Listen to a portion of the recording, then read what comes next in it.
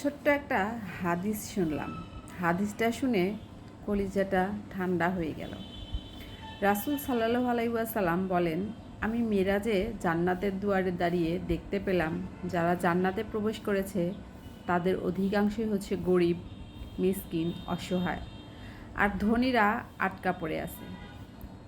এরপরে আবার আমি যখন জাহান্নামের দুয়ারে দাঁড়ালাম তখন দেখতে পেলাম সেখানে অধিকাংশই হচ্ছে নারী। তার মানে জাহান্নামে যাবে অধিকাংশই নারীরা। কেন জানেন? নারীদের বেপরদার জন্য, নারীদের নির্লজ্জতার জন্য, নারীদের পাপের ভার অনেক বেশি। এজন্য জাহান্নামে সবচেয়ে বেশি যাবে হচ্ছে নারীরা।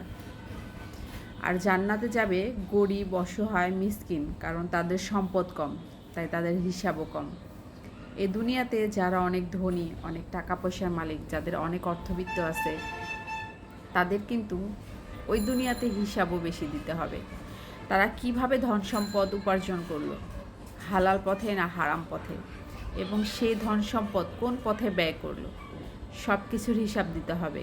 তাই যারা এই দুনিয়াতে ধন সম্পদের অহংকার দেখান, যারা এই দুনিয়াতে টাকার অহংকার দেখান, যারা এই দুনিয়াতে ক্ষমতার অহংকার দেখান, আপনার সব কিছুরই হিসাব কিন্তু একদিন দিতে হবে।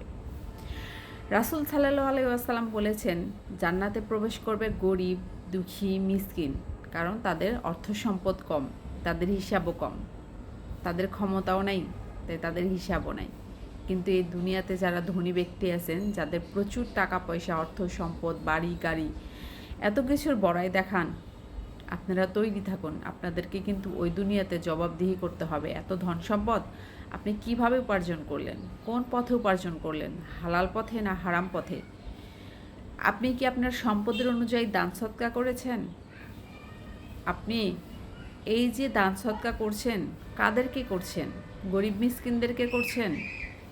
আপনার এগুলোকে হালাল পথে উপার্জিত? এবং যেটা ব্যয় করছেন, আপনার অর্থ সম্পদ থেকে যেটা ব্যয় করছেন, সেটাকে হালাল পথে ব্যয় করছেন? এই দুনিয়াতে কয়জন হালাল পথে টাকা ইনকাম করে, আর কয়জনই বা দান সদকা করে? সব কিছুরই হিসাব দিতে হবে। দেখেন, এই দুনিয়াতে মানুষ টাকা পয়সার কত অহংকার দেখায়, ধন সম্পদের কত অহংকার দেখায়, কিন্তু এই ধনী ব্যক্তিরাই বেহেশতে যেতে পারবে না, আটকে যাবে। তাদের সব কিছুর হিসাব দিয়ে তারপরে তাদের বেহেশতে যেতে হবে। কিন্তু যারা গরিব, অসহায়, মিসকিন আছে, তাদের কিন্তু হিসাব একদমই কম হবে, তারা কিন্তু বেহেশতে যেতে পারবে। আর এই যে আমরা নারীরা যারা বেপর্দা হয়ে চলে, অনেক পাপ করতেছে, অনেক পাপ কাজে লিপ্ত হচ্ছে, অনেক অনেক নারীদের পাপ কিন্তু এই দুনিয়াতে অনেক বেশি। দুনিয়াতে নারীরা বেশি পাপ করতেছে, এবং এই নারীরাই বেশি জাহান্নামে যাবে। সবার আগে নারীরাই জাহান্নামে যাবে, এবং নারীদের সংখ্যায় বেশি থাকবে জাহান্নামে। বিশ্বাস করেন, হাদিসটা শুনে মন থেকে একটু শান্তিও লাগলো, আবার ভয়ে কলিজাটা কেঁপে উঠলো, কারণ আমিও তো নারী।